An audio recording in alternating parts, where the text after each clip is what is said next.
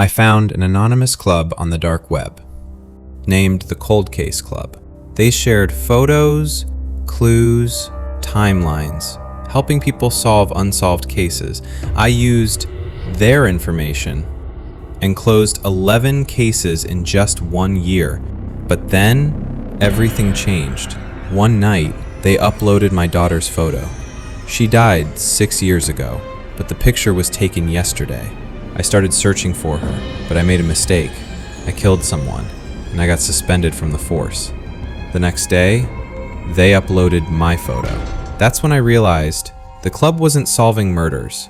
They were planning them. They used me for murder, and I was just their puppet. Watch the full video to see how I found my daughter and took down the club.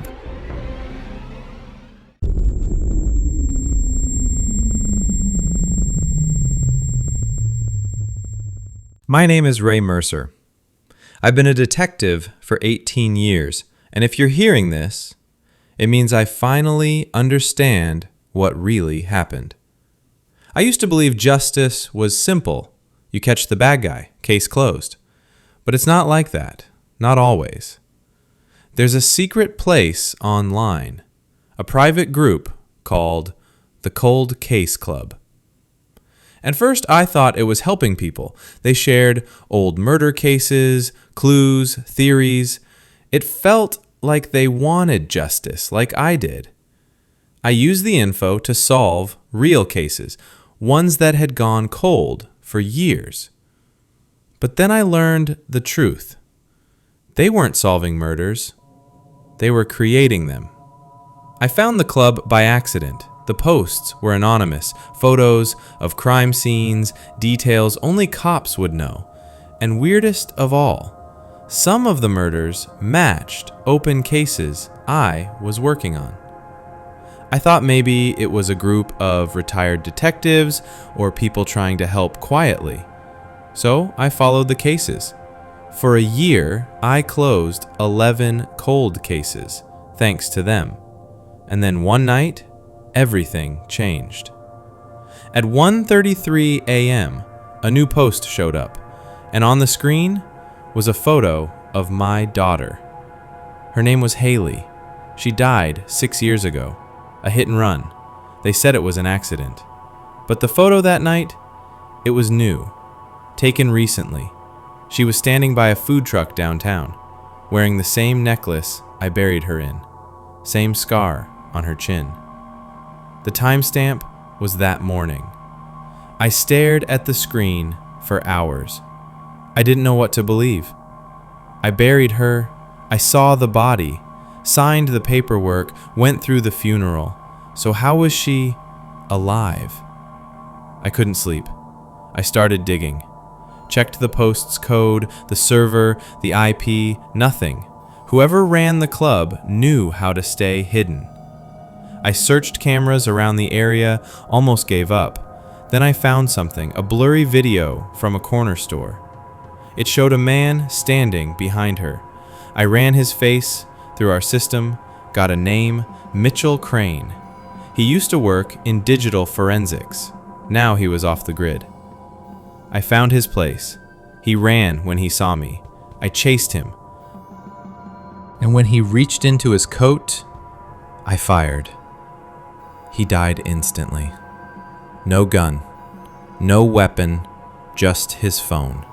And on it, grocery lists, notes, a playlist, nothing useful.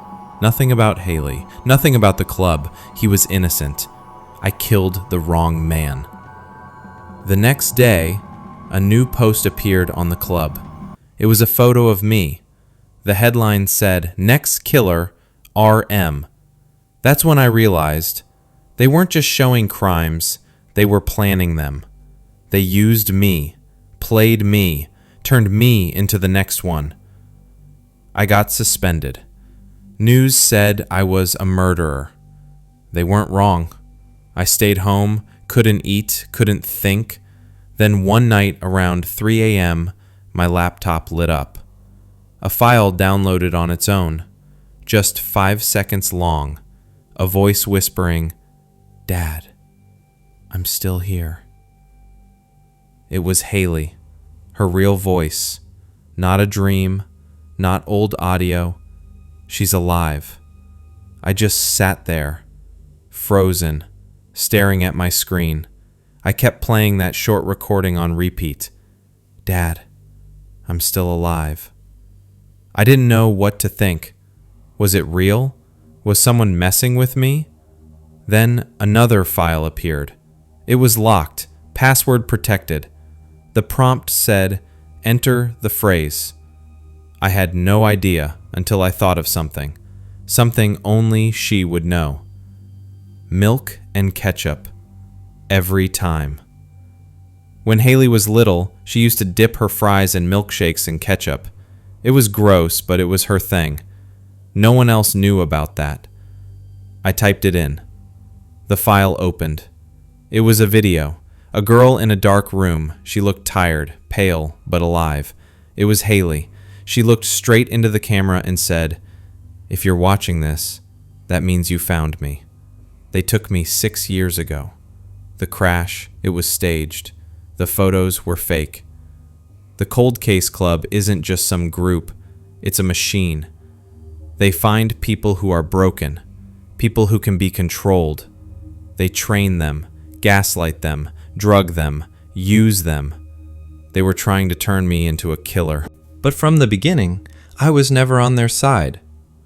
I was always trying to find a way to destroy them.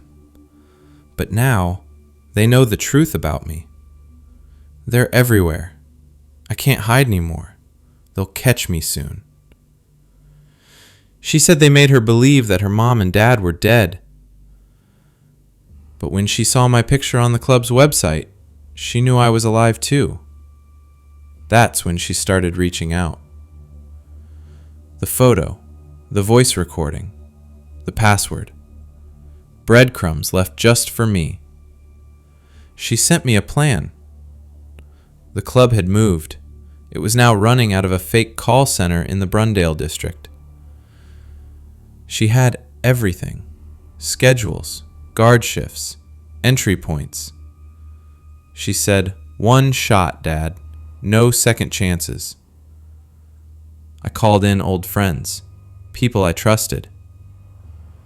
The night of the raid felt unreal, like I'd been asleep for 6 years, and finally woke up. We hit the place at 2:03 a.m. It was 5 floors underground, wires everywhere, monitors flashing, dozens of screens showing footage of real crimes. And then we saw them. Cages. Real cages.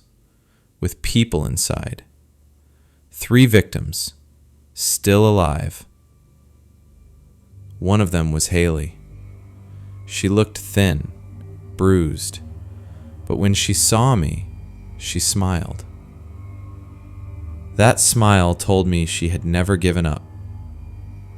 We got them all out, safe, and the people running the club, caught, right there. They were streaming murder tutorials, selling crime plans for money, turning strangers into killers for fun. It was sick, but it was over. It took time to process everything. The FBI stepped in. The story made national news. Haley got medical care. She started therapy. I was cleared of all charges.